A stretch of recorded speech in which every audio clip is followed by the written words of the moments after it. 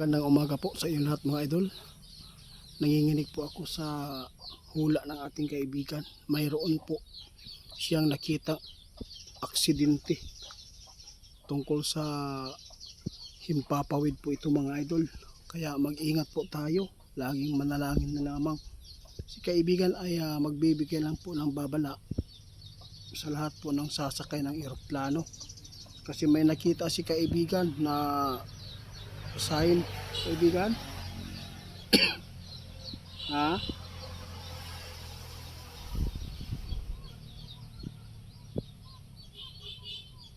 Kailan lang po ito nakita niyo kaibigan? Guys, mayroon pong babala si kaibigan, no?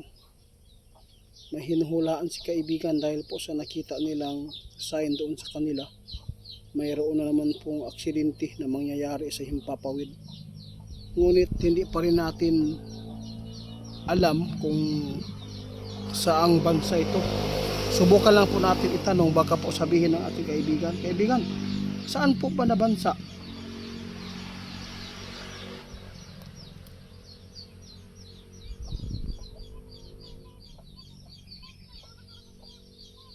Salamat kung ganun. Mga idol, sabi ng ating kaibigan, nakita ng ating kaibigan na ito ay mangyayari sa ibang bansa, pero hindi pa rin tayo magkampante dito sa ating bansa din dahil napakaraming pasaherong pasaherohang mga eroplano, ha. Kaya tandaan po natin, napakarami din pong eroplano ang lumilipad po dito sa ating bansa, lalo na yung mga spray man sa sagyan, di po nato na tagna, di ba? Nakakilabot naman po ito kaibigan yung nakita. Kailan lang po ito nakita ninyo? Ay, nung isang linggo pa daw mga idol. Grabe.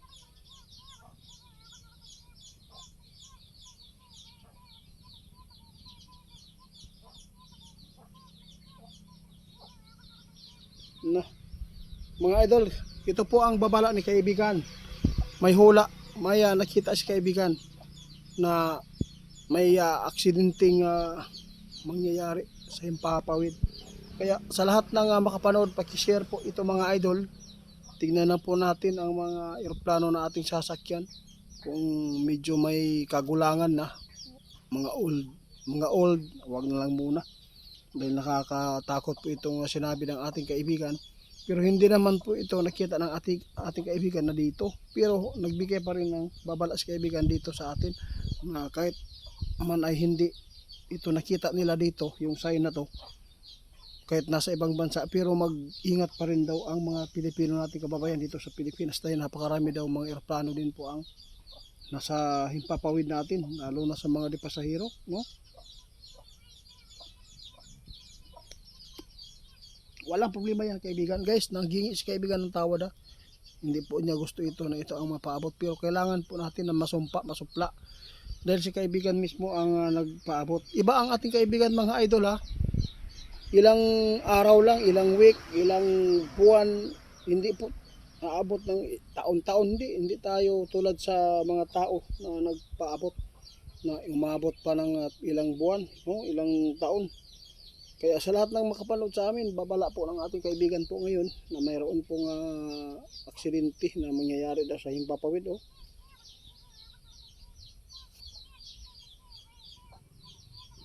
Grabe na itong nakita ng ating kaibigan mga idol. Nanginginig po ako dahil ayaw po natin na may mga tao talaga na mapapahamak po ang buhay. Kaya sa lahat ng mga kababayan po natin, tulungan lang po natin at panalangin ito. Sana hindi po ito mangyayari po dito sa ating bansa. Dahil po, kahit doon sa ibang bansa, ayaw po natin na mangyari din. Kasi tao din po sila. Nasasaktan po ang mga pamilya. Kaya mga kaibigan, salamat po sa inyo. Salamat sa pagpapaabot dahil po isa po kayong hero sa mga kababayan po natin Pilipino mga kaibigan.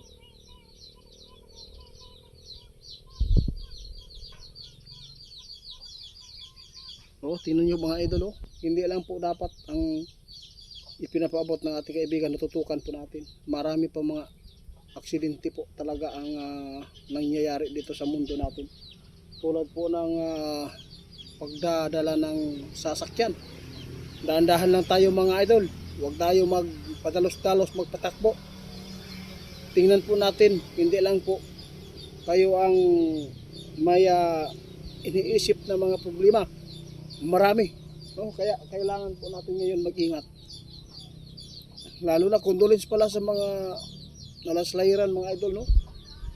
Napaka sakit na nangyari ang landslide dito sa Agusan, dito sa Mungkayo,